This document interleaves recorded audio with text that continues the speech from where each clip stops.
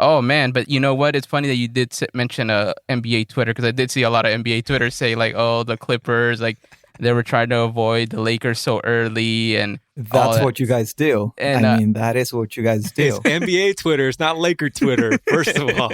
But I guess it's one and the same. Because it's the same thing. You're right. You're damn right. It's the same thing when you have the most titles in the NBA.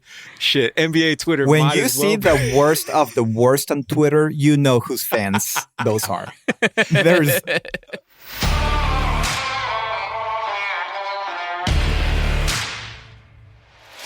Welcome to the West Box Score podcast. Thank you so much for downloading and listening to today's show. I'm Donald Paz, a.k.a. D-Bot, and today we have our reporters from the West Box Score's NBA desk.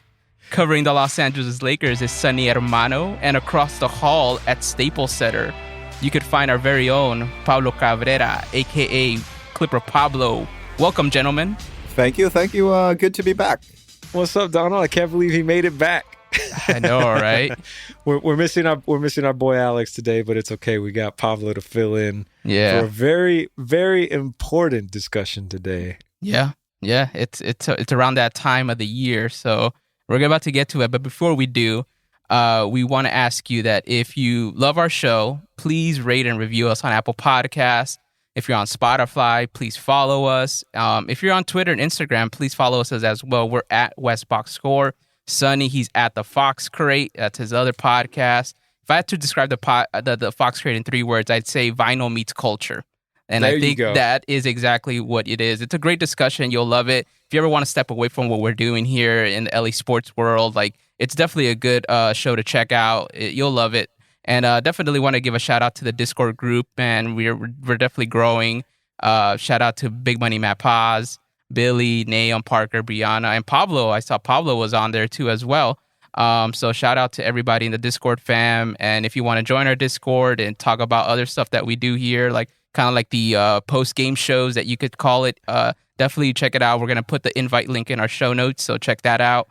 And also, if you love coffee, I would say check out Sailor Brew's Coffee. That's where motivation meets coffee. They're based out of Pasadena, California. Sailor Brew's Coffee, helping you sail through the day's storms. Safe sails, everyone. Our listeners get 10% off their first order using our link, which will be in our show notes as well. So please check it out and get a bag of some quality caffeine. All right, man. Well, let's take it right to where it needs to go, man. Because the first thing, as everybody knows, as everybody has been tuning into the NBA now, as we were winding down to the end of the regular season, and this is the time of the year where it tends to matter most. Usually it takes place in April, but this year, because of the change in scheduling, it's May. And here we are. We made it. And there were some teams, there was so much to play for last night. Last night being Sunday, we're recording this on Monday, that it was like I didn't know who to root for at different times. At one point, I caught myself rooting for the Grizzlies to beat the Warriors. At another point, I was rooting for the Nuggets to beat the Blazers. And of course, we were pulling for the Lake Show to do the damn thing against the Pelicans, which they did. They did. Unfortunately, only one of those 3 panned out for us, Donald. I think you could agree. Yeah. But there was one interesting move that took place yesterday that had me looking at the box score as soon as the ball was tipped off, it seems. And that was what took place in the LA Clippers game. And I love that we got Pablo here today for this, because it appeared to me, and correct me if I'm wrong, I haven't checked NBA Twitter to verify this with anybody else's thoughts. It appeared to me like the Clippers intentionally were gunning for that number 4 seed when it appeared that they could have gotten the number 3 seed and leapfrogged the Denver Nuggets. But it appears like they settled for that number 4 seed. In other words, they tanked last night by benching Kawhi to start the game. I don't even know if they if they ended up coming in at all, but I believe Kawhi started on the bench, as did Paul George.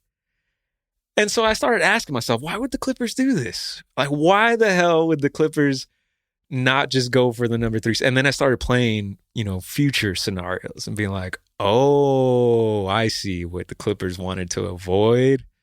They wanted to avoid the Lakers.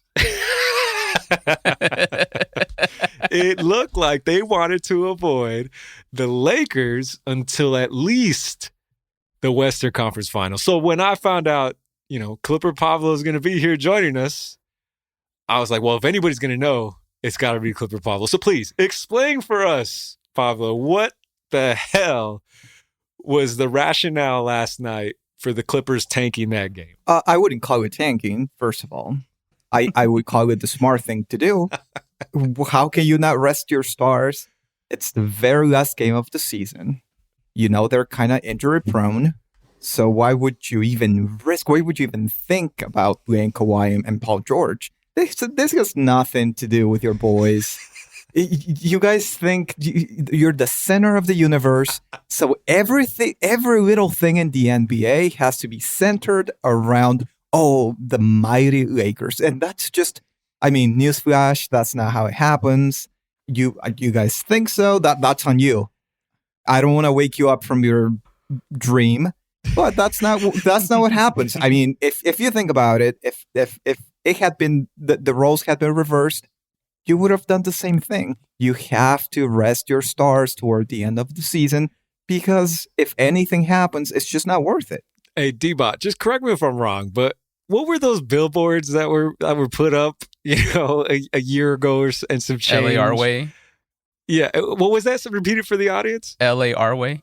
That's right. It was LA our way. And what were the commercials and the jabs that Kawhi was kind of the subliminals that were kind of being taken at one keen, right? I think there was a commercial where he had a crown dangling from his. So, as much as I want to agree with you, and I totally understand the conversation around, resting your stars or your best players, since the real show is about to begin, I got to stop short of the whole. So you do understand it. Okay, we can move on.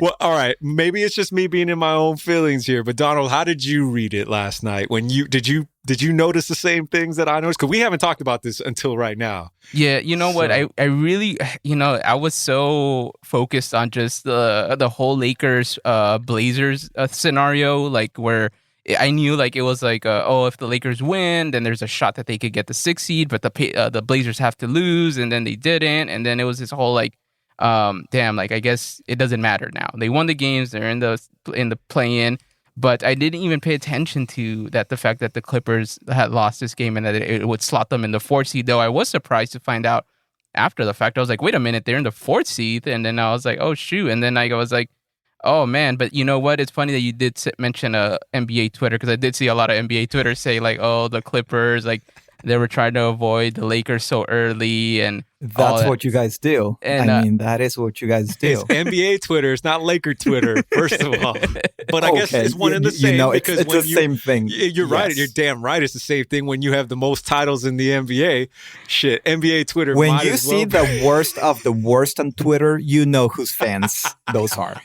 You just look at the profile picture. It's a picture of LeBron with a crown on him because you guys worship him for some reason. So they are the same. At least the Nuggets I could respect, because my fear going into yesterday was that the Nuggets were going to do the same thing, right? They were going to tank, rest or I guess not to put words in Pablo's mouth, right? Because he doesn't think of it as tanking. They were going to preserve their stars in Jokic. Doing the right thing, yes. Correct. But at least they didn't. They masked it. They still threw Jokic out there, the league, and arguably the league MVP, depending who you ask.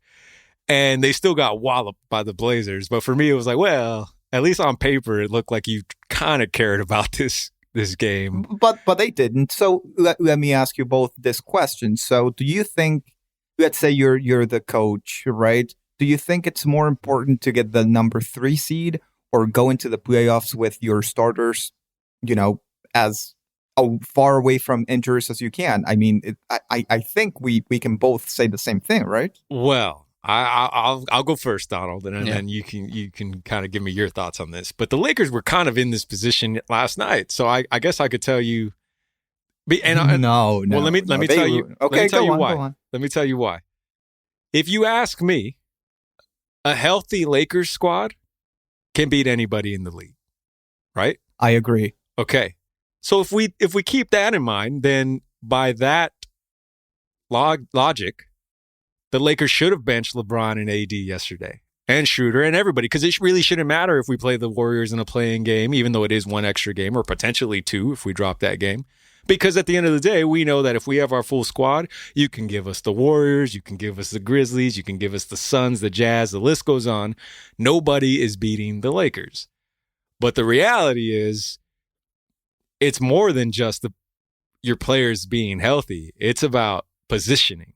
You want to try to avoid playing the play-in game because anything can happen in that game, right? Steph Curry, and I'm legit scared of this, and I'd be lying otherwise, could go for 50 plus in one game, and that can sink your team. Luckily, the Lakers would have another crack at it by playing the winner of the 9 and 10 Spurs seed. and Grizzlies.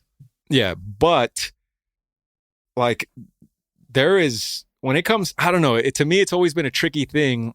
It's the age-old question in the NFL. You know, when you have a team that's rolling and then they sit all their players in week 17, the last week of the season before the playoffs start, and then they come out and they're quote unquote rested or rusty, depending how, they look.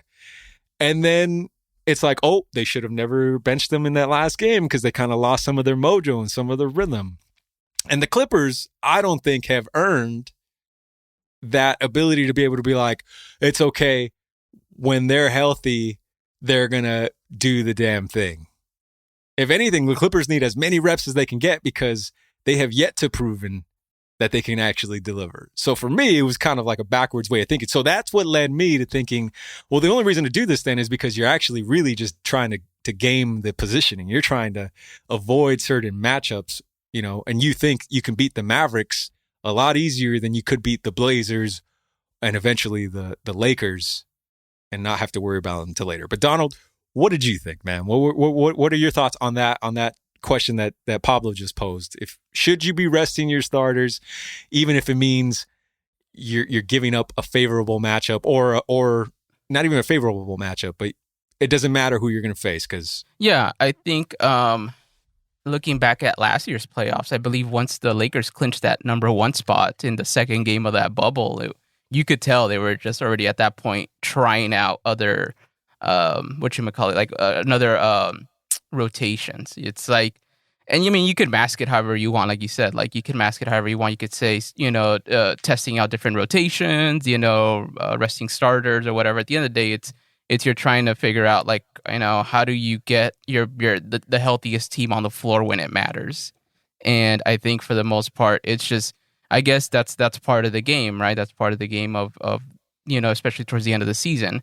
I know that this is what the NBA loves. This is what we're doing right now as a podcast. Like, the NBA was hoping we talk about this because that's why they created the play-in games. It's content. It's something that makes it exciting. Like, the playoffs are now here. The playoffs start on Wednesday, even though it's just a play-in game. It's not even like the rounds or anything. But hey, like, it's exciting to see. And I don't know, like, I'm on the side that, like, I like the playing game, but at the same time, like, I do feel like, it is weird to see how this is like the first legit season with the playing game, not counting the bubble season, where we're starting to see these things happen where they're like a little bit more exposed, like sitting out your starters, or like in the Nuggets case, like putting Jokic, like, for whatever minutes, just to kind of make it seem like, oh, okay, look, he played. Like, it's not that we were trying to like rest him, and it's like, yeah, you were. But it's just one of those things where, like, I think as the years come, we're gonna keep seeing this. I think this is gonna be a trend. This is definitely a trend, just like tanking is a trend in the NBA. So the weird move for me, Pablo, was that by basically what the Clippers did last night was flirt with the idea of giving up home court advantage, right? Because that's the difference between being number 3 and number 4, potentially. Because if you're the number 4 seed and you're playing number 3 later down the line, which in this case is Denver, guess what? Denver now has the home court advantage when you could have had it had you just taken care of business in the last game and treated it with the respect it deserved. So that's why, to me, it's a curious decision. Where it's like, ooh, if this bites you back, like, you guys already choked at Denver once. Like, you want to give them... No, and they might again. And I think that's a risk that you got to be willing to take, right? And going back a little bit, I don't think the Clippers were in the same spot as the Lakers because they were already in the playoffs. So we don't need to worry about those tournaments. I'll be watching from afar. I'll grab my popcorn. So, as you said, in a one game instance, anything can happen. And of course, the Lakers had to do everything they could in order to avoid it. The Clippers didn't have that problem, whether you like it or not. So, of course, you have a little bit more room to say, you know what? The last couple of games of the season, we're not going to throw Kawhi out there. We're not going to do anything to Paul George out there. You know, you've seen the number of injuries that have happened throughout the season. So why even risk it? Rust, sure, I get it. But, you know, you do have a 7-game series already confirmed for you. So even if you lose game 1 or 2, if your players are healthy, you're looking good. So there isn't, oh, I want to avoid that team or I want to avoid that other team. It comes down to health, man. Okay, I'll buy it for now. Thank you. It's okay to agree with me too. I agree with you, but I'm definitely just a little bit suspicious about the mentality again, and this is going to come around because teams have been in this position year after year in different sports, and you know where you have to make that decision. Do you rest your guys so that they can be healthy, or do you just keep going and let the chips fall where they may? I think what happens here is the Clippers have a certain amount of history attached to it that it's hard to not look at it from that context. You know, where sure, it's like, but at the same time, that's in the past, right? I mean, whether you like it or not, this is now. So you have to look into the future, man. Like, I would rather Kawhi get hurt or break an ankle or something in the first minute of the playoff game than in the last minute of a meaningless regular season game. So in order to do that, to make sure that nothing happens to them and you go into the playoffs healthy, you had to do this. You had to. Anybody in their position would have done the same thing. Okay, well, speaking of the future or the now, then now we know who the Clippers are facing, and like we've said, they're facing the Dallas Mavericks. So tell us, what's your expectation? What are your fears? What are you looking forward to about this matchup for your Clippers and the Mavs? Do you think it's a wrap in 4? If you had to make I mean, we'll get to predictions, you know, but what do you think are the keys to this series, and how do you feel about that matchup? I don't think it's gonna be easy. Especially because they played each other in last year's playoffs. And I think the Mavs, to an extent, you know, when you lose a series to someone, you kind of want it more the next time around. So I feel like they're going to want it more. On paper, the Clippers should be more talented. And I would say, you know, maybe they will take them to 6, maybe, but that's not a bad thing. At the end of the day, you just got to win, right? So I think it's going to be rough. It's going to be tough. I wouldn't be surprised if they lose the first game. The Clippers haven't been consistent at all this year, but I feel like at some point they're going to find it, especially in this first round. And I don't want to say I'm super confident that they will win, but I think they should based on the type of talent that they have. What would you say? Because, you know, I've been paying attention to the Clippers from afar, obviously. You know, when it's one of those things, especially because the Lakers season has been so fucking dramatic in ways that we never wanted it to be, that it kind of forced us to really pay attention to the Lakers game by game, minute by minute, to see what was going on. Who's gonna show up today? Who's gonna start today? Did anybody get injured? You know, to the point where it kind of affected my ability to kind of watch the rest of the league in ways that I normally do. So I've kept up with the Clippers on the box score, and I've tried to see some games, you know, on the now newly branded Bally Sports Network, you know, that the Clippers play in. But who would you say is the main barometer for as he goes, the Clippers go? Obviously, it feels like it's always Kawhi, right? That's your leader. That's your number one. But if you had to tell me, no, it's actually not Kawhi, because we know what to expect from Kawhi night in and night out. Who's the guy or two that you would point to in this playoff run that you feel like are going to have their game at a certain level? You're right. We know what we're going to get from Kawhi, so I'm going to stay away from him. But it needs to be Paul George. The way he goes, the team goes. When he has very good games, the team wins. When he has very bad games, man, it's rough. So we saw that in the playoffs last season. when he's not giving you at least 25, it's going to be very rough to win these games. Kawhi will give you that, I hope, will give you those 25 every single night. But sometimes Paul George will, he'll give you 35 one night, and then the next night he'll keep shooting, and end up with 12 points.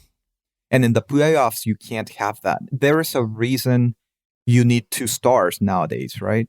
You need 50 from your 2 guys. And if one of them is not holding up their end of their deal, it's not going to be easy. Especially, you have Luka on the other side, Porzingis maybe. So they're going to do what they need to do. If Paul George plays the way he has been playing, unfortunately, in the last couple of weeks, it's not going to go well. But the hope is you get a whole week's rest and he'll find his shot again. And I do believe that if every time he gives you 25 or 30, that game is going to be won. Yeah, well, it'll be interesting to see, man. I'm curious. I think it's a great matchup on from a fan's perspective, again, because of the star power alone. Kristaps Porzingis, he's like AD. He's a worse version of AD in the sense when it comes to health, where you just don't know how long that dude's going to be on the court. But I just can't help but think of, Paul George. I love that guy, man. He's always been one of my favorite players. And I just think of like Pandemic P. And I'm like, if that guy shows up again, then maybe playoff Rondo offsets that. I don't know. But that's the thing. He won't. And don't get me wrong. When Rondo first came over, I thought to myself, okay, this is not going to fix the problem that we have. He's not a shooter. He's not a scorer. However, I will admit that I was a little bit wrong about him because he has changed that second unit, and I think he's made it actually usable at this point, which is great. However, once again, going back to your stars, you need to get production from your stars. If you don't, it's going to be like last year. I don't know if you guys remember, but Kawhi had a very good postseason. Very, very good. Mostly. The person, until the very last game. Right. But that's the problem, though. That's where you need your second star to pick you up. Like, hey, they're double teaming you, triple teaming you. So I got this. And unfortunately, Paul George didn't do that last time around. I'm hoping that this time around he will be in a better place and hopefully do what we know he's capable of doing. We're not asking him to become a star. He already is. He can go out and score 40 points if he wants to. The thing is that he needs to actually do it. And I do think that the way he goes, the team will go. Yeah, man. I mean, I definitely agree. I think, it's interesting that you mentioned the Rondo and obviously him being with the Lakers last season. We definitely can attest to the fact that he does make a difference coming off the bench. Like, it's definitely, and you wouldn't think that with someone who's at his age and the amount of miles he has and how long he's been in the league, but it definitely does make a difference. Even if you had someone come in off the bench to give you like 10 points, like within 5 minutes, it makes a huge difference. I think that for the most part, I was not expecting when Rondo came to the Clippers and Lou Williams was on his way out that it would be that it would be like a better result than with Lou Williams still there. But I guess this is what happens when one of them has won titles and the other one hasn't. There's just like a bit of it, like that 10% difference makes a huge difference overall. And I think for the most part, I think come playoff time, like any series and any playoffs, you just got to beat that same team 4 times at any given 7 games. So I think the Clippers to me should be able to take care of the Mavericks. I feel like Luka has had such an up and down season. I think mostly down on the whole referee thing that I've been reading on, that he's been complaining a lot and all that. But overall, it looks like the Mavericks, to me, it just feels like the Mavericks got in just on a whim. I don't even feel like they were that 100% deserving of being in the playoffs, given how they've been looking overall. So I feel like the Clippers, if anything, they have that going for them, is that they're a little bit better structured than the Mavericks are. So yeah, but that's the thing, right? Because I was talking to I was talking to my brother about this. He's also a Clippers fan, And every time the Clippers lose, he gets so upset. Like, oh my God, this team looks like they don't want to be there. Yeah. What are they paying them for? But at the end of the day, like, if you look at the records, like you look at the Utah Jazz and the Phoenix Suns, right? They're supposed to be the best teams out here, and they only have a handful of wins above the Clippers. Mhm. So as bad as some teams look or have looked over the past year, I think it's up in the air, man. I always talk about chemistry and how you look going into the playoffs. The Clippers don't have that, but to me, the good thing about it is that nobody else does. And that, to me, that's going to be where the opportunity is, because it's going to come down to who gets their shit together quicker. Yeah. Because the Suns, who knows what they're going to do? The Jazz, who knows what they're going to do? The Lakers, they become healthy. They're very, very dangerous, but who knows if they're going to be healthy? You go out to the East, the Nets, who knows if Harden's going to play or if Durant is going to get hurt? Yeah. The Sixers, you don't believe in the Sixers because of obvious reasons. What, Doc Rivers? Is that? Well, I mean, don't make me say it. But you know what I mean? I don't think this year there is a team that you look at and you say, damn, those guys have dominated, and I don't see anybody beating them in a 7-game series. And that's good for everybody who's in the playoffs because, hey, man, there's a shot. You guys remember just 5-6 years ago when Golden State was around and you knew nobody was going to beat them. Yeah. You just knew it. But this time around, there is no Golden State. Yeah. Right. You know, there is not that type of team. And to me, that's good news for everybody. I think that's one of the things that like kind of bothered me a lot about the Lakers being where they're at right now in this play-in situation is that like had they were like in the 1 or 2, then it would just be like, oh yeah, Lakers are like a lock to take it to the title and all that. But because they're in the 7th seed, it feels weird. Like Pablo was saying, like we don't know what the Jazz and the Suns will look like.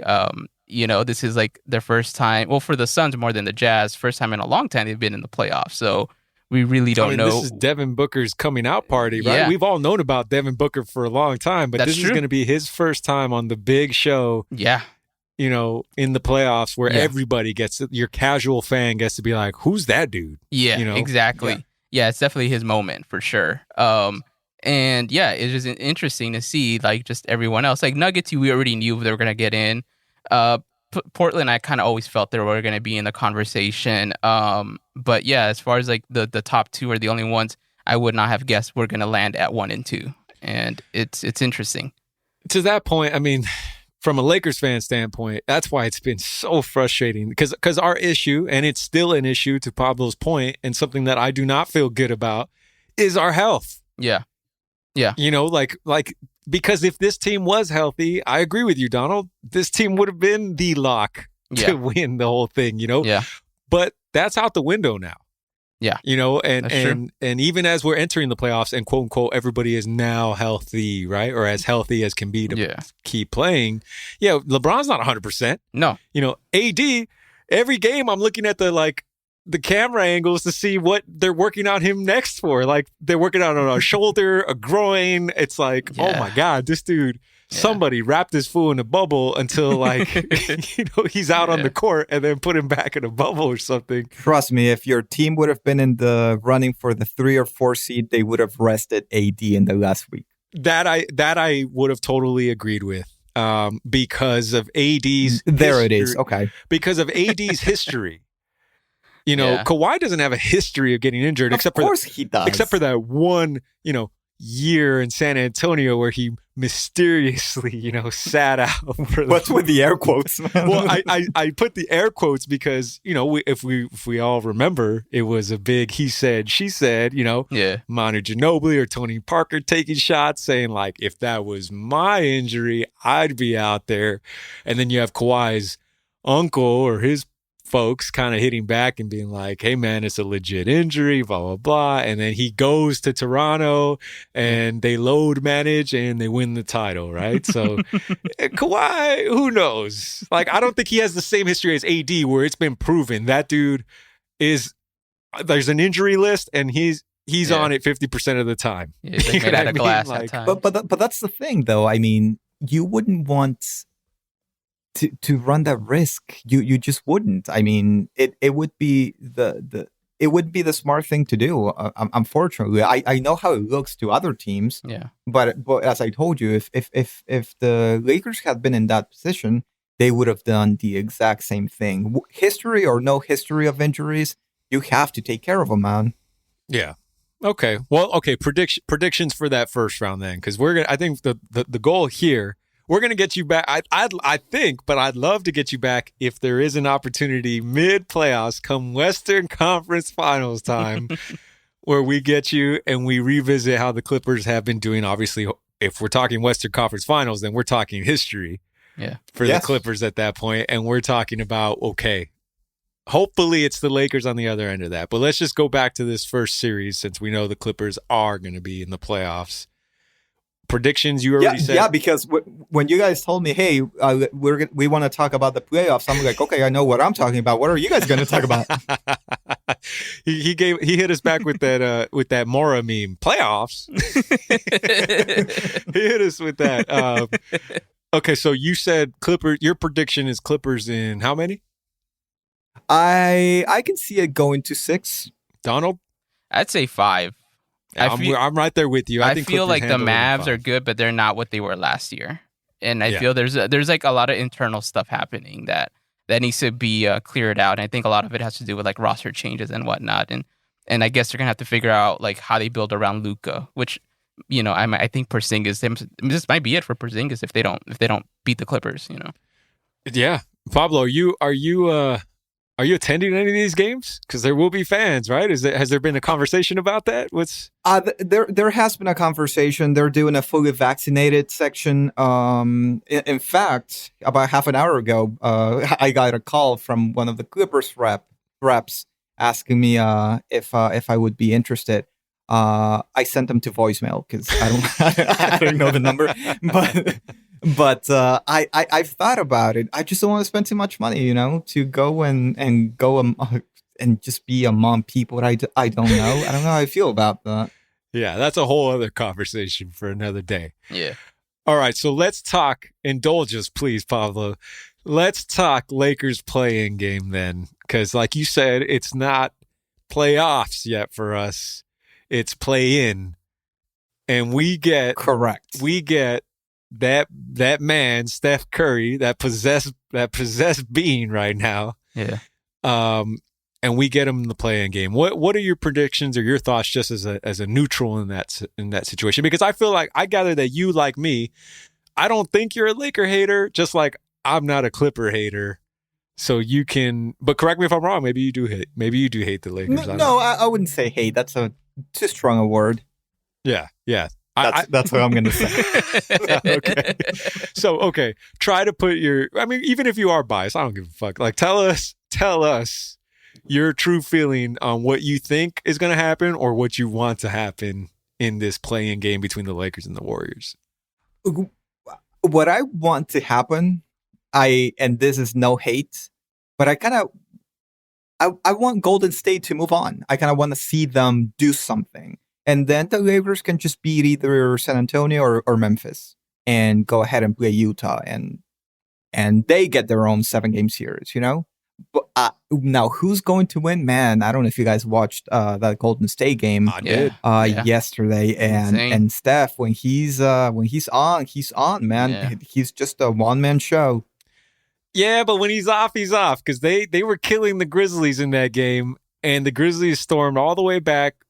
First of all, John Morant's legit, man. This kid needs to get on come to LA, baby. Come to LA in a couple years, John Morant, because that kid can ball. But anyways, we do need a point guard. Yeah, there you go.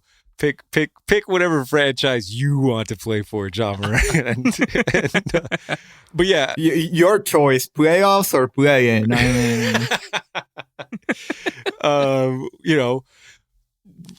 Western Conference Finals or chips or divisional round of the playoffs? Your choice, John Morant. What do you want, man?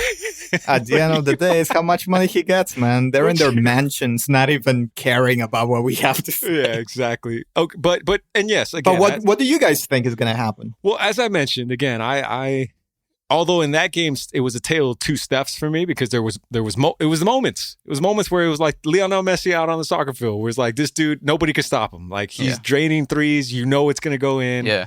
And then there's other moments where it's like, oh, there's times where he looks like he can be Chicharito. kind of. Don't even get me started, man. I'm still all right. We're talking about that later.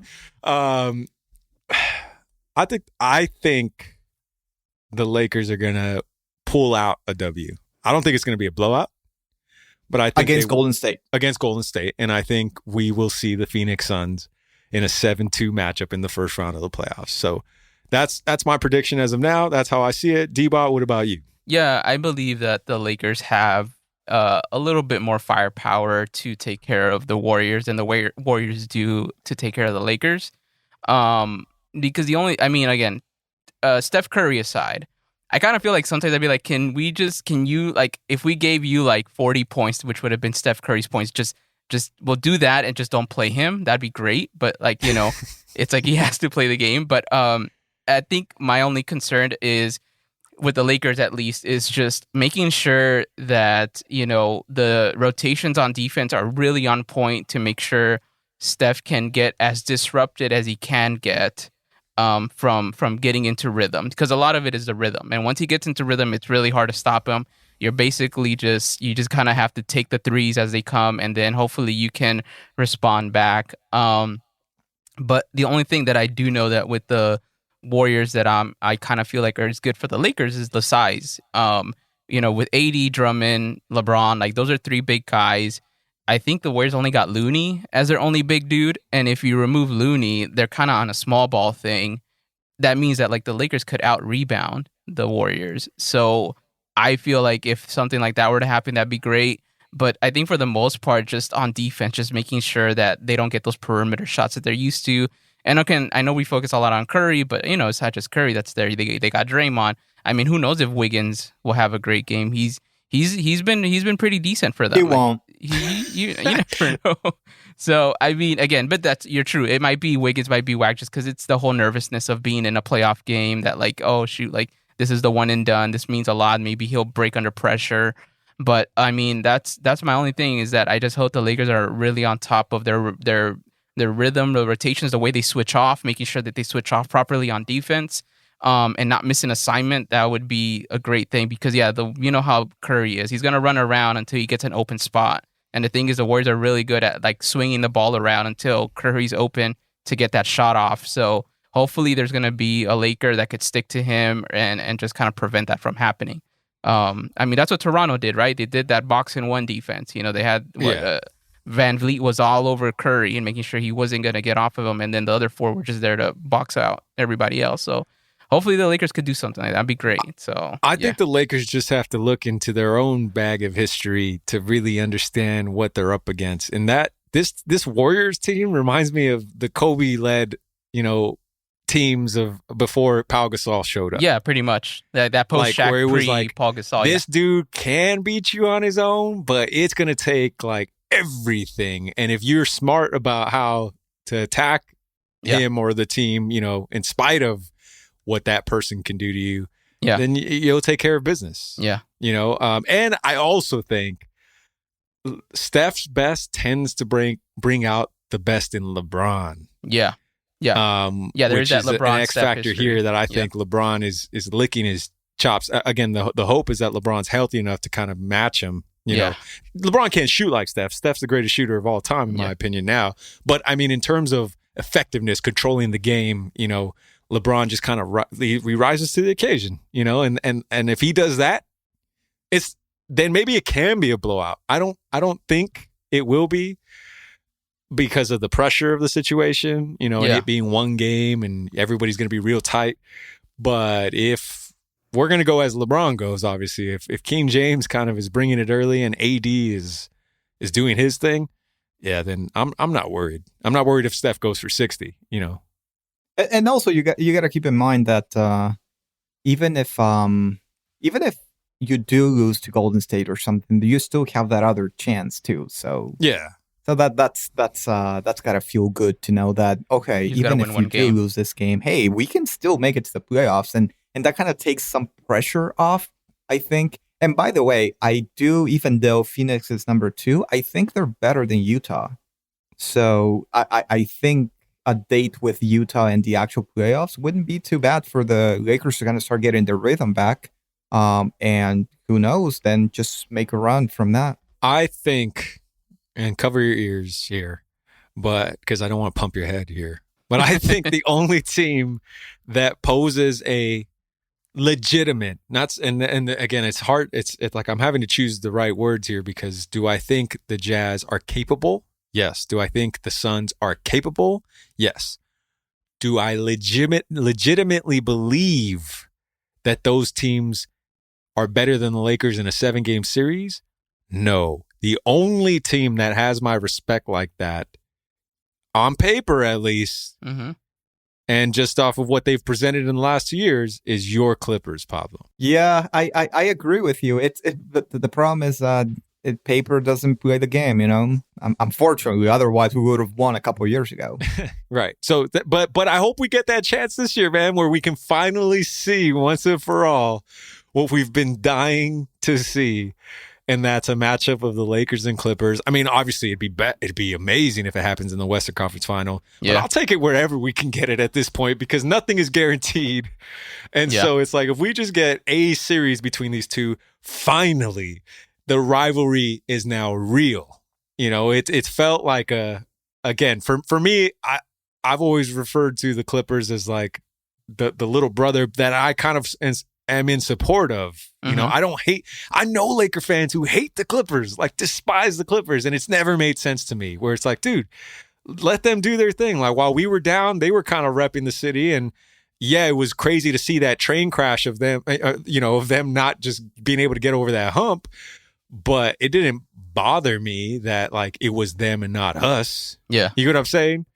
So this would finally be the year where maybe I start to change my feelings out of respect, because there's a meeting of the two now where I have a reason to not like the Clippers, you know, like, so I'm hoping for it, man. I'm excited. So to end the NBA talk here, my question is, what is your prediction then? If you had to play this out, you're predicting, let's just say, play our game, and let's just say the Lakers do beat the Warriors and get that number 7 seed matchup with the Suns. How do you see this thing going? At least on the Western Conference side of things. What's the pathway? What's next for the Clippers after they take care of the Mavs? Well, I still think you're gonna have to go through Phoenix. I mean, once again, we don't know what's gonna happen by the end of this week. But I do still think Phoenix is the strongest one. I think that they might be the ones who want it the most. And they do have Chris Paul now, who wants it more than anybody out there. And whether you like it or not, that does bring a different type of edge to his game. You know, he knows that this might be it. This might be his last chance. So just because they have Chris Paul, I think you're going to have to go through Phoenix. Can the Clippers beat them 4 out of 7? I think so. But once again, it's going to come down to my boy, Paul George. If he doesn't step up, man, it's going to be rough.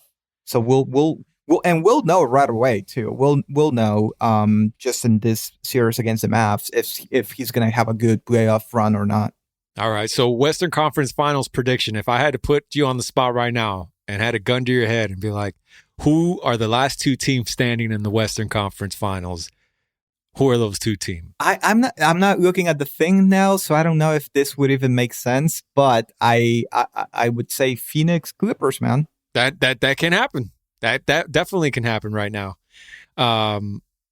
because the Jazz being the number 1 seed would let's just say the Jazz take care of whoever the number 8 seed is. That means the Jazz and Clippers would meet up in the semi conference finals, which then would put the Phoenix Suns or the Lakers on the other side.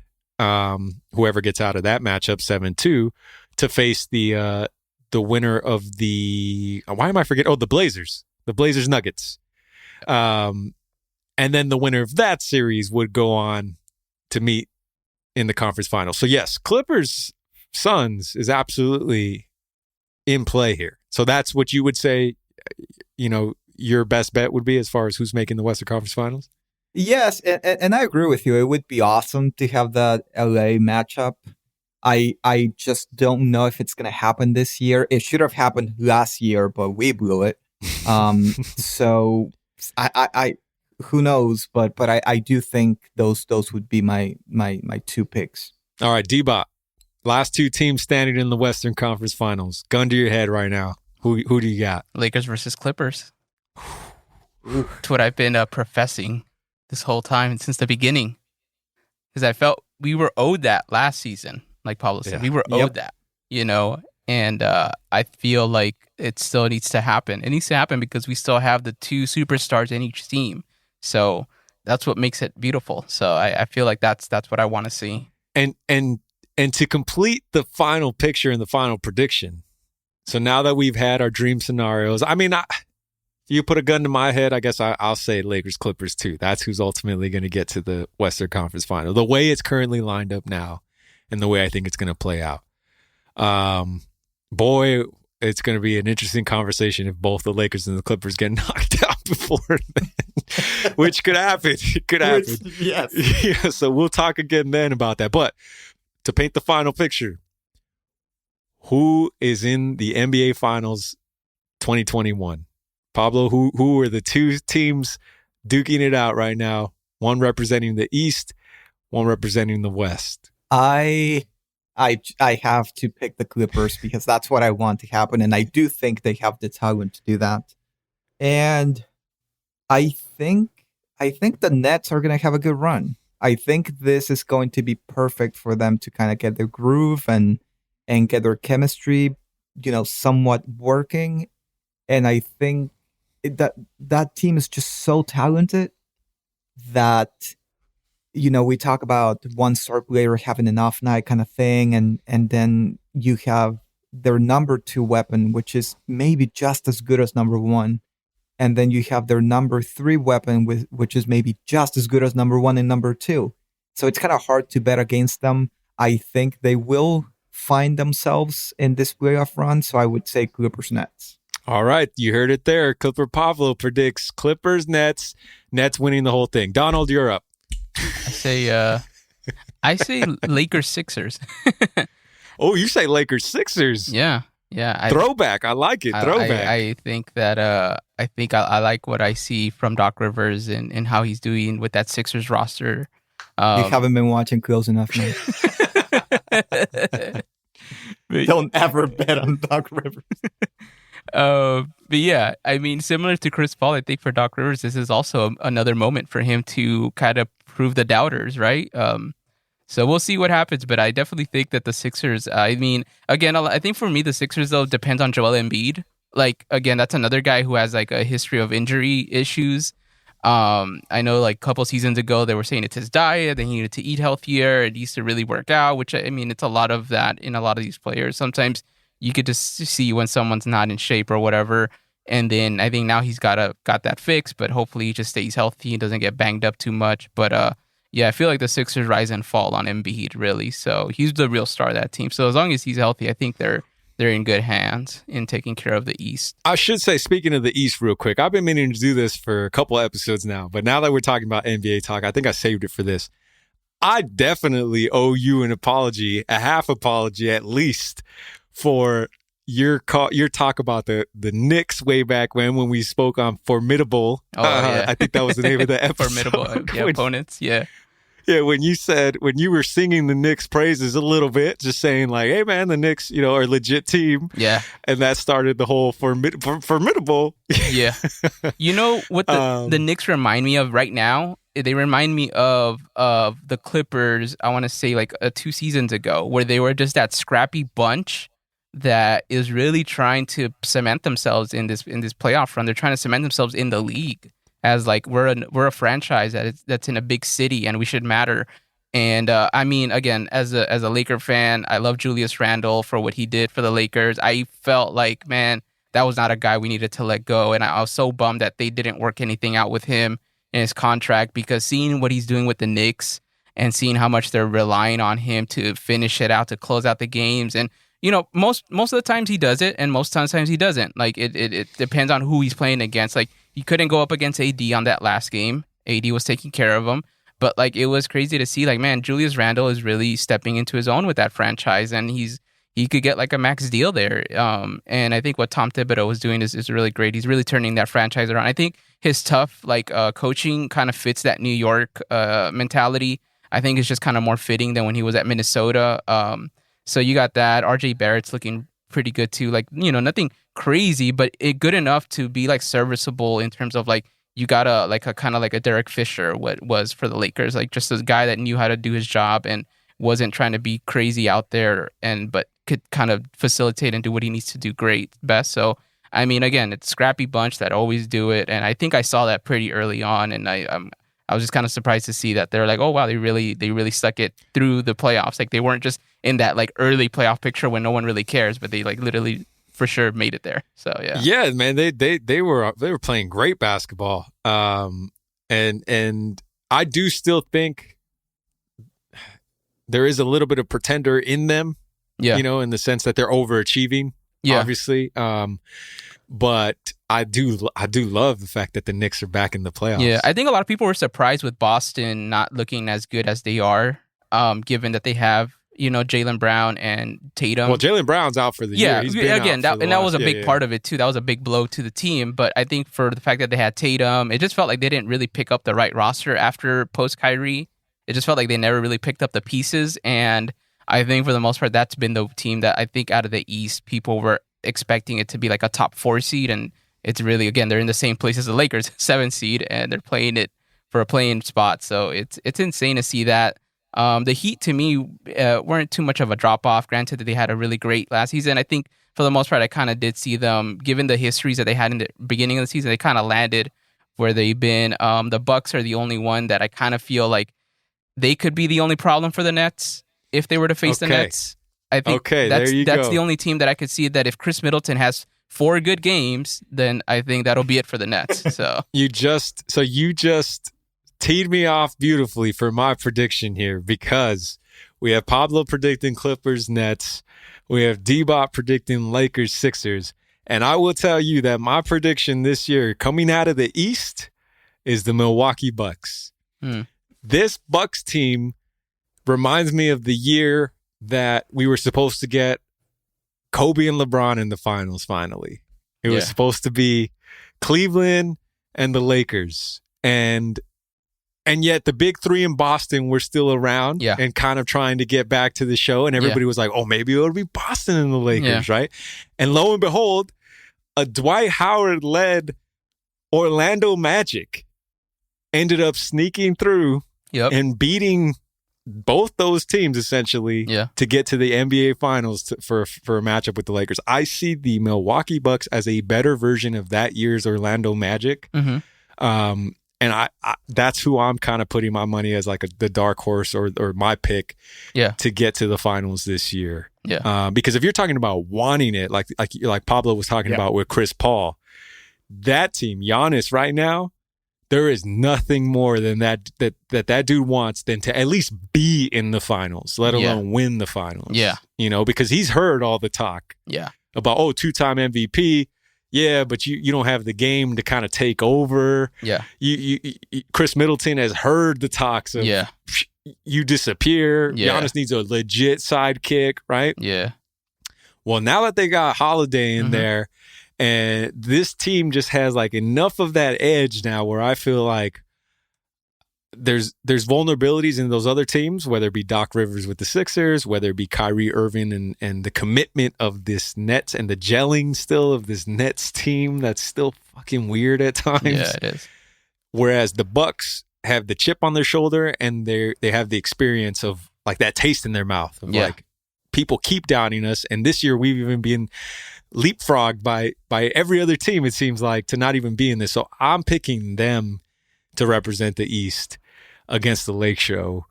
in the West. That's my pick, and that's purely from my heart. That'd be fun. I would not be surprised if it's Clippers Bucks though. I mean, yeah, I'd love to just see Giannis in a finals.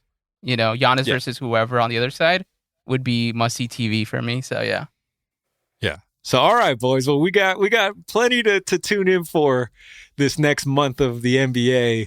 Pablo, again, whether we match up with the Clippers or not, or should I say the Clippers match up with us or not, depending who goes further here. I think we'd love to have you back on at least before the finals, just to kind of recap what maybe went down or what's about to go down. That's what I always have to do. Just, hey, what happened? Exactly. And hopefully it's right before the Western Conference Finals where we can kind of talk and catch up again and make some new set of predictions at that point. But we'll see, man. So thanks again for coming on and talking hoops with us and talking Clippers, man.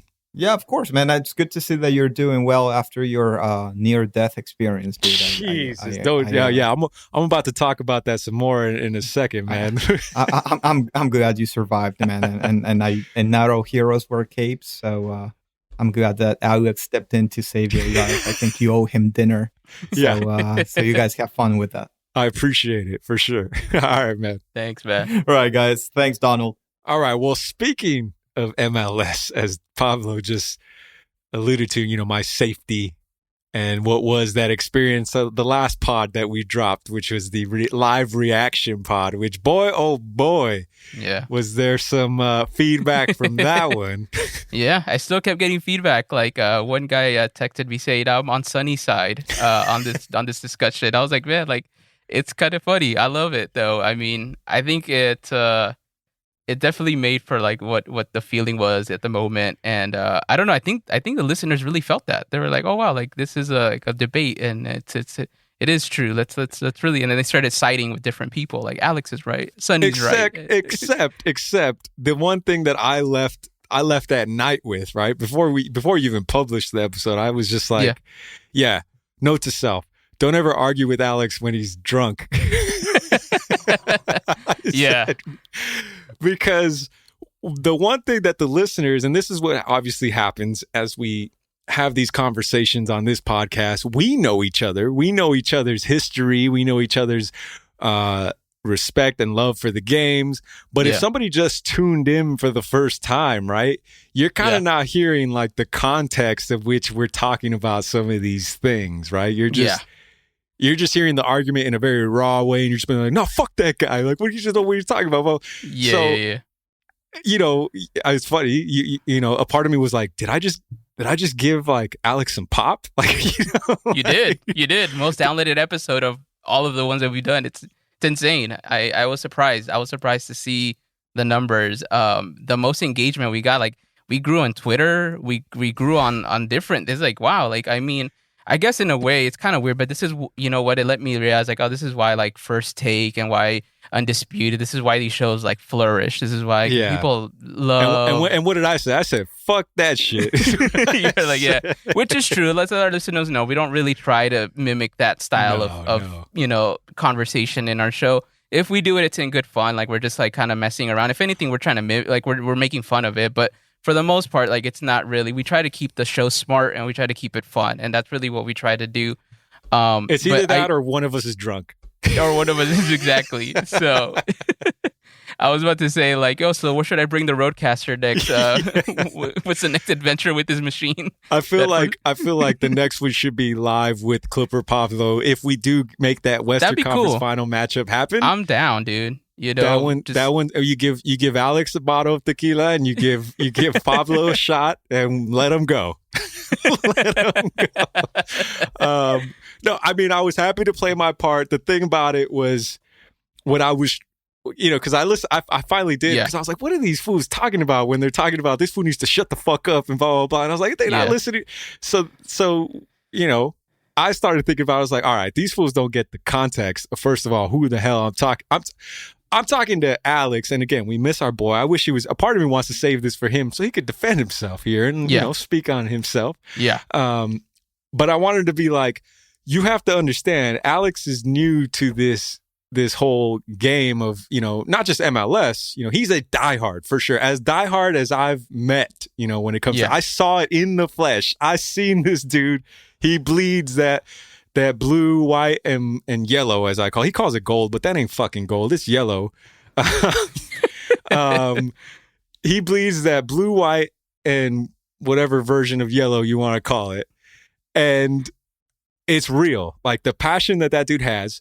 The one thing he doesn't have is the historical context of this franchise. And so and the sport. So what I was trying to do is relate an argument that I know he could understand because he follows Messi and he understands what Messi means to soccer and what the debate has kind of been around Messi. Yeah.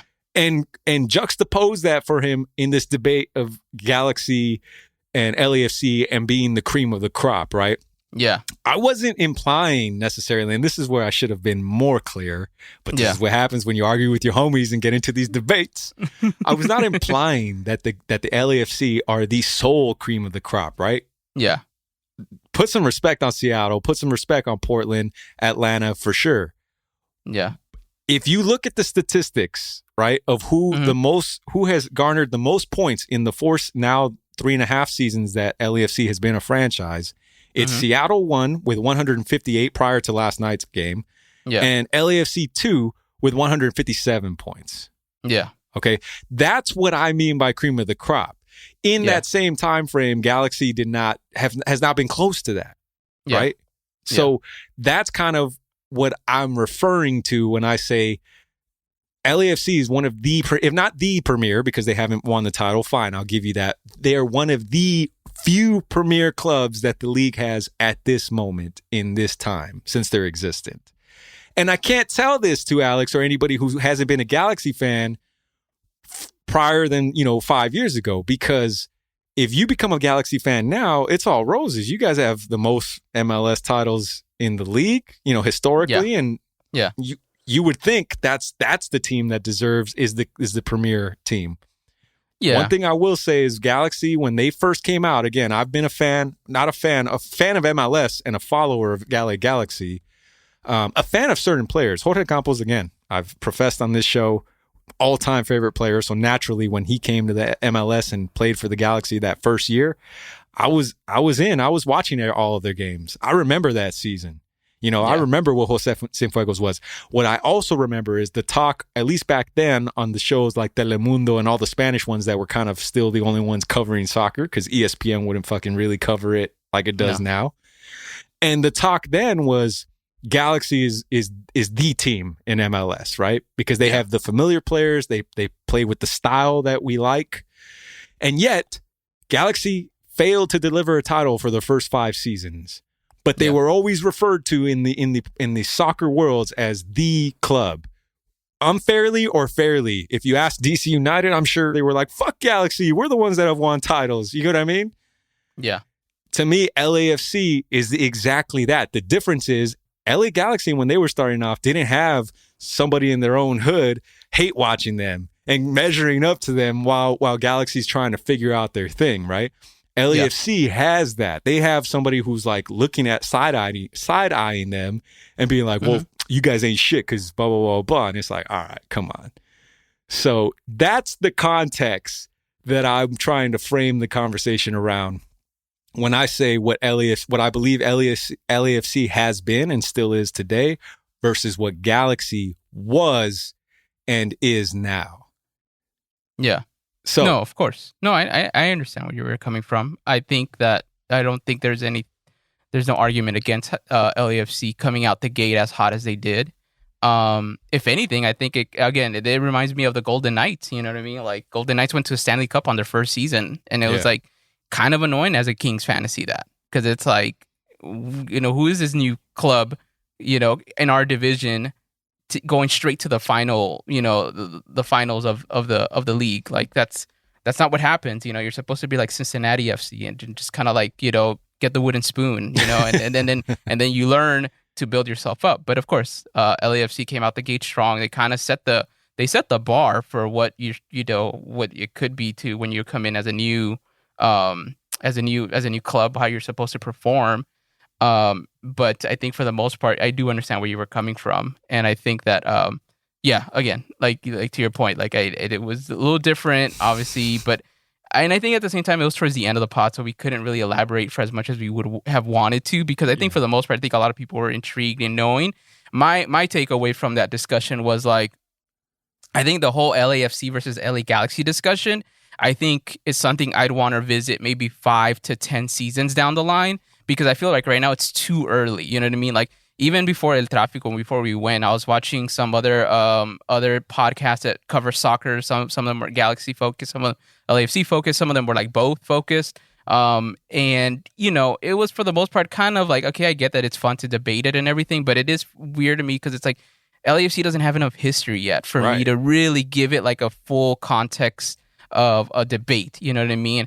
The only thing I would ever be able to knock LAFC on is just the whole branding marketing thing of like, you know, how they were able to kind of make everybody believe that soccer didn't exist in LA before they came when it has. And I think that, you know, for the most part, it's just one of those things where if you're good at marketing, this is just what you do. And you just kind of know how to play the game. And I think that's the only thing that they did that was kind of like, man, like, why have the Galaxy been sleeping? But at the same time, this wouldn't be happening unless LAFC did it. Like, Galaxy would not be where they're at in this current run that they're having in the season, 5 games in, if it weren't for LAFC. And I think that for the most part, that's just kind of what it is. And I think 5 to 10 seasons down the line, we'll be able to really talk about, you know, who's the best in LA and whatnot. And I think for now, it's just fun to see it game by game whenever El Tráfico happens. But for the most part, it's nothing that people should be getting overly emotional about. You know what I mean? Right.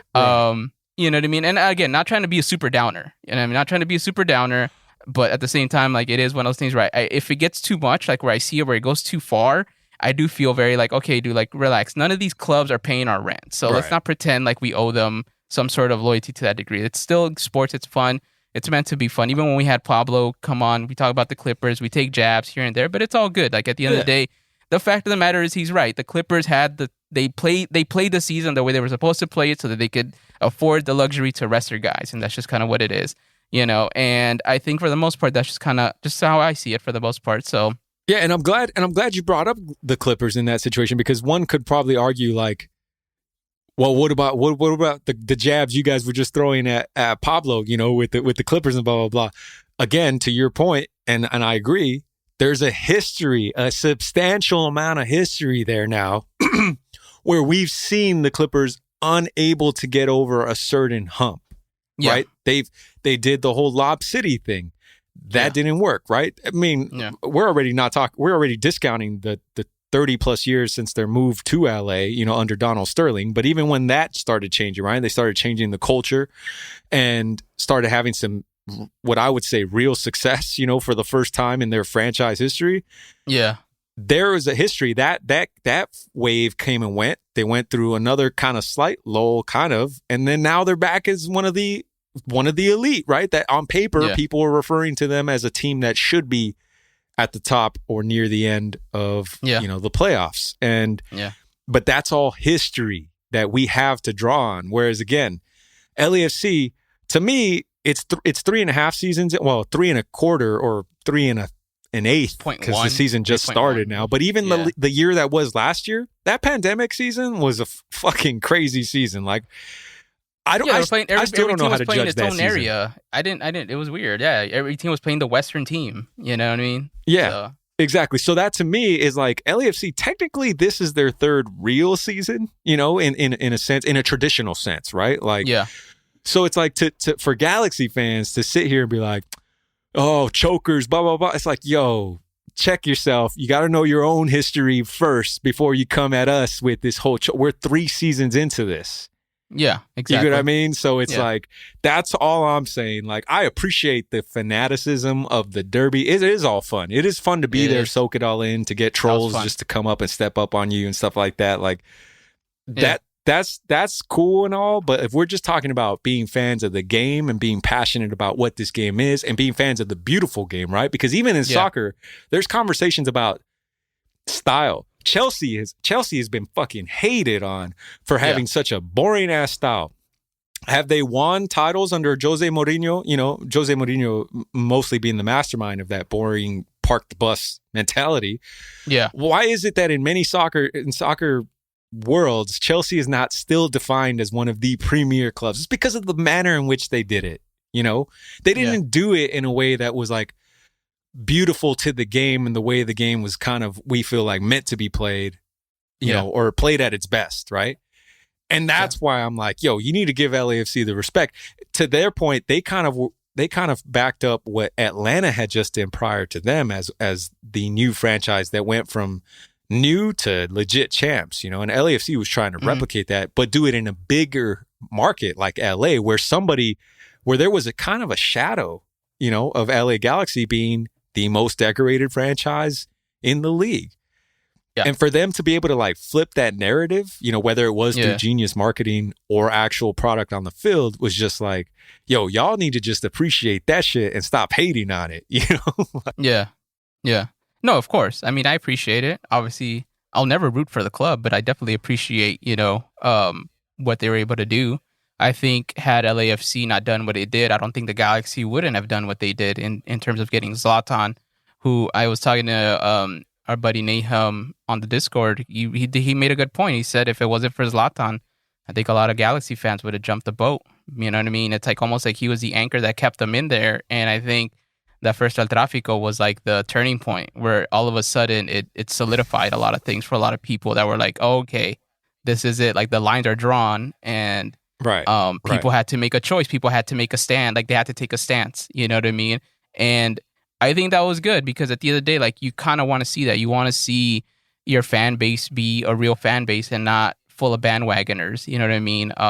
And that's always tough in big markets like LA. Like I'll admit, the Lakers, we have a lot of bandwagon fans. That's just what it is. It's just we have to be okay with that. Like you and I growing up here, rooting for the team since, you know, we were little, and being a part of the city, being Angelinos, being proud of that, like is different than, you know, people who are like, yeah, I like the Lakers because they have LeBron. And, you know what I mean? You don't really realize like, okay, like obviously you're not a fan. But again, that comes with the fact that you're in a big city like New York, like LA, like Atlanta, or even the Florida teams, you know what I mean? Where they just, you know, you got that. Dodgers too, they got a lot of fans. You know, we also have our fair share of bandwagoners, you know, that love the LA hat. And that's just kind of what it is. And I think it's cool when you see in the MLS that both clubs, you know, they don't have, I think combined would probably be the fan bases of like the Lakers and the Dodgers. But, you know, because they're smaller, you can kind of see the community be a little bit more intimate.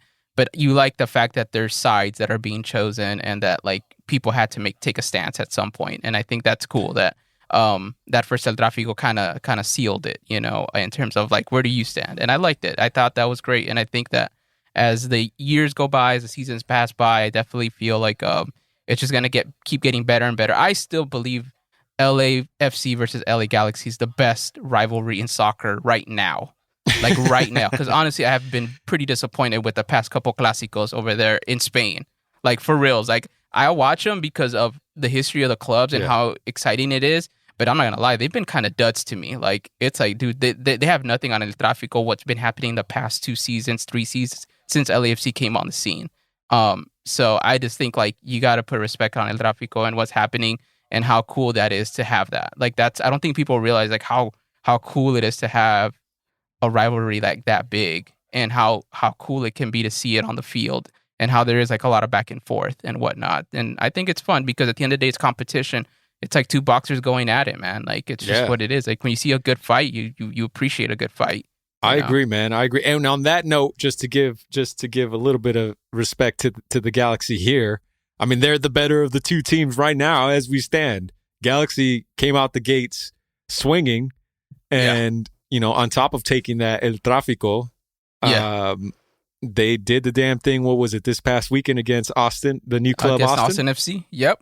They beat the Austin FC 2-0. Sebastian Lletget scored the first goal, and then Chicharito scored the second goal.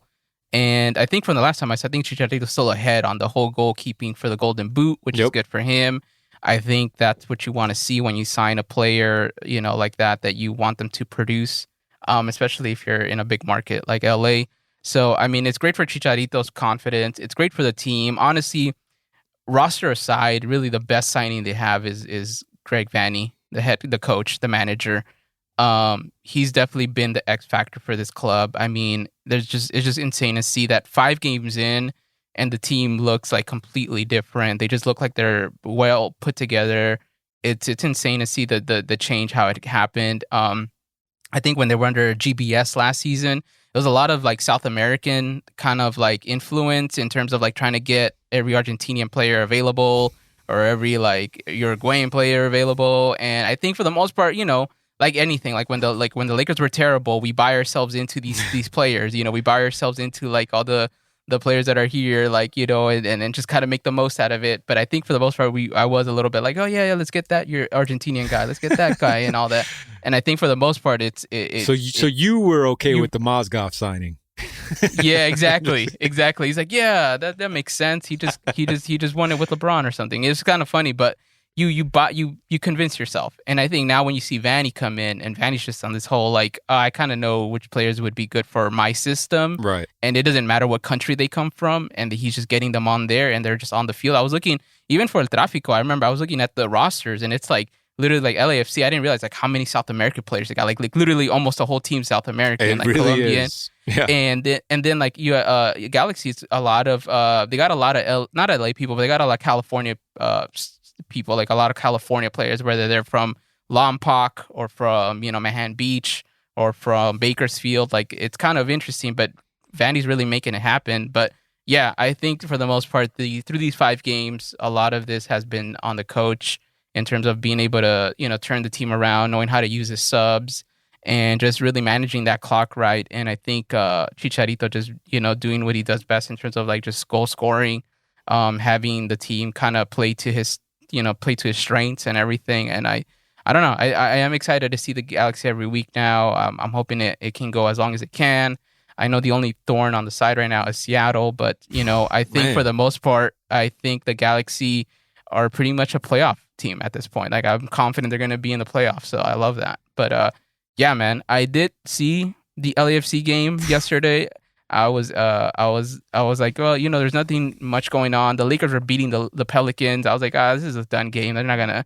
And then I was like, let me see what's going on. I do wanted to see, because I wanted to see if LAFC could do something with Seattle, man. But I know you saw that game, and I want to hear your thoughts. Yeah, man. I watched the game like you once, and it wasn't to not watch the Laker game. It was like once I saw the Blazers were beating the brakes off of the Nuggets, I was like, well, I guess we're in the playing game. And I was just kind of like, I'm going to switch over to this LAFC game and just focus fully on that, which is what I did. And I just wanted to see, it was, first of all, encouraging to see that Vela was there and on the bench to start. But at least, he was deemed healthy enough to play. And yeah, they came out, and in typical LAFC fashion, the game had settled down. They were possession up until the final third, and they just can't figure it out, man. They can't connect 3 passes in the final third in the box to just the way that it seems like they could have, or they used to.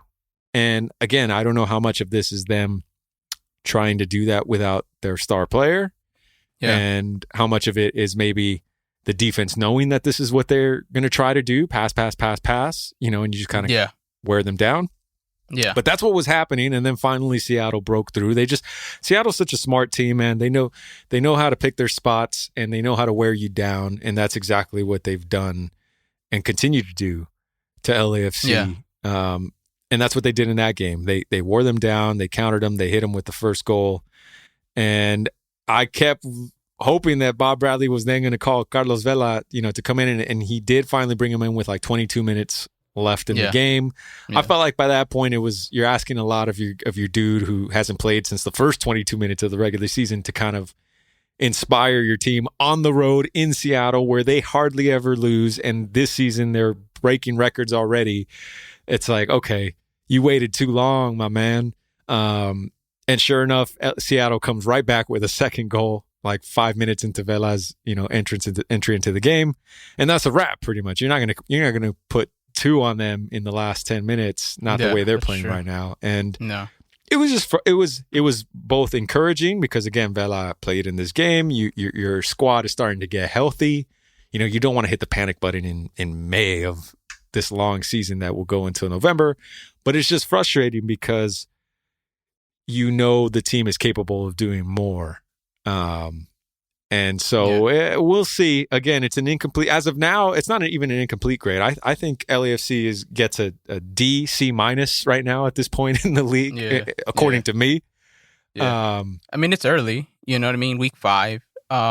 My takeaways, I did watch the second half, especially because it was just the second half. It's like that's when the time was for me to watch the game and pay attention. I thought that LAFC, again, you're going against Seattle, which is never an easy team to beat. And for whatever reason, Seattle, man, they just knew how to pass the ball a lot better, and they knew how to intercept LAFC's passes, which made me think, like, are you guys like being read too easily? Because that just felt like so weird how easily it almost felt like, even when it came to the being in the box, like they were not letting LAFC get in the box at all. And it's just, and if anything, on the other side, like they're kind of passing the ball back and forth in LAFC's box, almost like who's gonna get the shot off, because everyone had like a clean look for the most part. Well, that's because Seattle was countering LAFC. So when they're countering LAFC, the LAFC midfield is catching up now to the forwards, and so Seattle has the numbers, and so it's looking like everybody's wide open in the box for Seattle because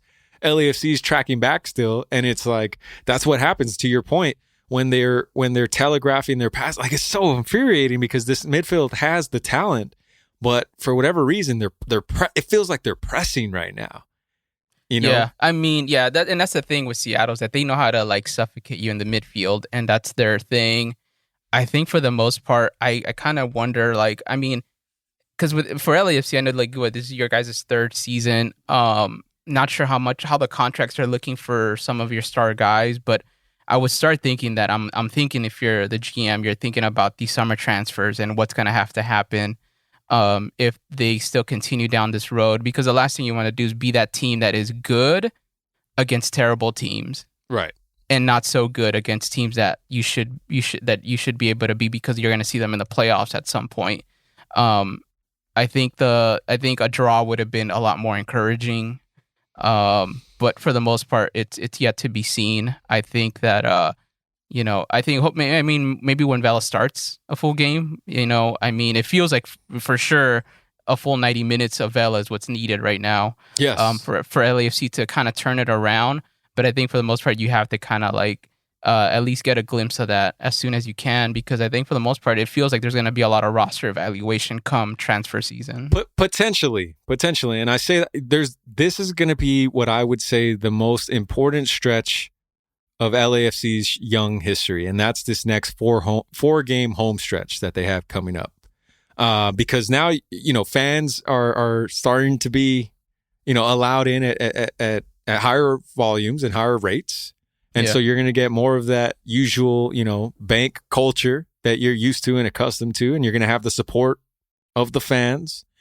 And the quality is mixed right now as far as their upcoming 4 opponents, but this is it. You got to make it count here. You have to get results, for the majority of these 4 of the stretch, because if they do, then I think it's all part of the process. You got to trust the process, right? Like they just picked some signings up for this last offseason, and you got to allow them to gel in, like Corey Baird, who looks solid, and he's been solid in one of our few bright spots, this season thus far.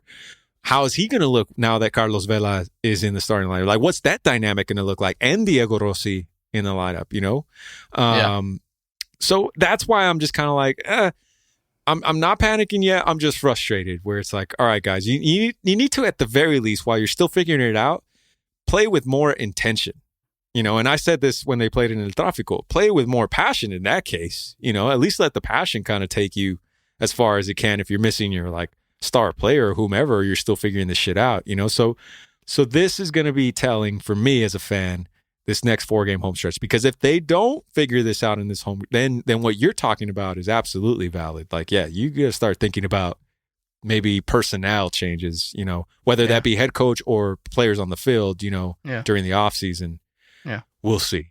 But I mean, I only say that because, again, it seems like for the most part, a majority of these guys have been together for as long as they've been together in the season. It's not like this is like the whole, like half the team is gone and all that. Like you still have a couple of dudes that were there from the beginning that were key parts of the success of the first season and the second season. the Supporter Shield season. So it just kind of feels like the evaluation should be done a lot sooner because it's just not.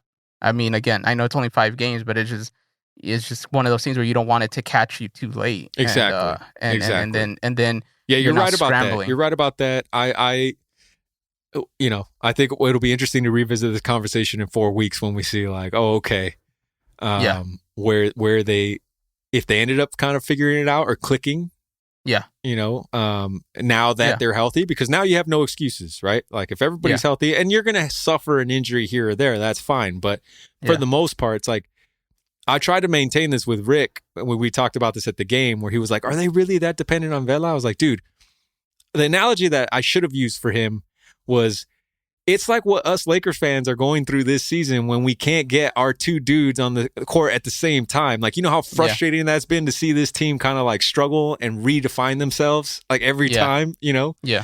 It's the same thing. Vela is our LeBron. Vela is our AD, or I guess Rossi would be the AD to Vela's LeBron in this example. And if you don't have him, that team's going to look different and they're going to look beatable and they're going to look vulnerable, And That's so true. Now that you get them back, it's like, all right, what are you going to do now? Do you figure it out? You better hope so. Yeah, that's true. That's really true. Yeah, because I mean, again, for me, it's just like the long term of how long this team's been together. I know I was reading on like LAFC Twitter, like, I mean, a lot of those guys don't like Rob Bradley now. It feels like this is the season where like, oh, I don't know why there's like a lot of criticism, but I get it. I totally understand it. But I mean, my thing, even with the manager side of things, I just feel like if you are going to switch managers at some point, let's say it just doesn't work out, you got to get someone that is better than him. And I think for now, at least you got someone that can take you to the playoffs. And that's pretty good, man. I mean, I think for the most part, it's just a matter of like what, again, you have to wait till the games play out. But to me, for as long as the team's been together, as far as like some of the players that have been together since the beginning, I feel like for 5 weeks into this like 3rd season for them, 1 win and then a couple draws and then 2 losses kind of lets me know like, yo, like there's something going on here for as long as you guys have been together. And I think that you got to start, evaluating things a little sooner than later. Yeah, we'll see, man. But yeah, so I guess we should. That's all the time we have. We don't have enough time to talk about how the Dodgers swept the Mariners in a 2-game series last week. Not important. Yeah, I know. Before we were doing the show, guys, we were trying to think about like how we were gonna talk. Obviously, we wanted to get the Pablo on and really talk about the NBA because the playoffs are here and that's exciting. Obviously, like in any podcast, you have to think about pick and choose what you're really going to focus on. Because if not, you're going to have like a 5-hour listen and we don't want to do that to you guys. But definitely, obviously with MLB, it's the middle of the season. It's, but for the most part, like I know, we wanted to wrap this up with some quick hits on a couple things that are happening. Like Sonny said, Dodgers sweeping the Mariners, which is great for the Dodgers because they've been on a slump. So it's amazing to see them win again. And then there's other news from the Dodgers, right? They signed former Anaheim Angels Albert Pujols. I think that was a really surprising thing. Sonny dropped that bomb on us on our Telegram group. He was like, boom, like, you guys see this? And we thought it was a meme. We're like, this is a good one, we thought. But no, it's for real. They signed him. He signed a 1-year deal with the Dodgers. And we'll see how it goes, man. I joked with my buddies when the news dropped. I have a baseball group chat, and I was like, "Yo, this was on the cusp of Kobe's Hall of Fame induction that was about to take place, like hours away." And I was like, "Yo, Kobe rolling in his grave right now. He's probably telling the Dodgers like, I said Mamba mentality, not Grandpa mentality."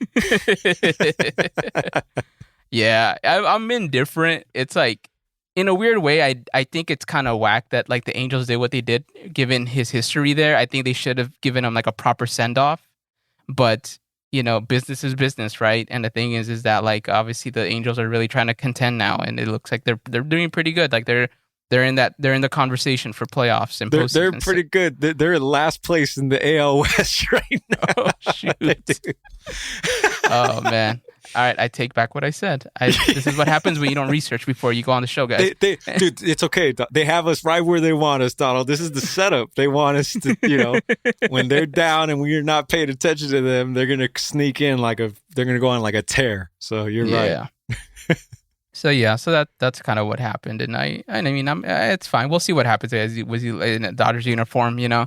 But yeah, so he's part of the Dodgers, and like Sonny alluded to, obviously Kobe Bryant was posthumously inducted into the Naismith Memorial Basketball Hall of Fame. I didn't get to watch it live, but I did watch, you know, the Vanessa Bryant speech, which was really powerful. It was very touching to hear her speak. Yeah, I loved it, man, and I think Kobe, man, I definitely miss him.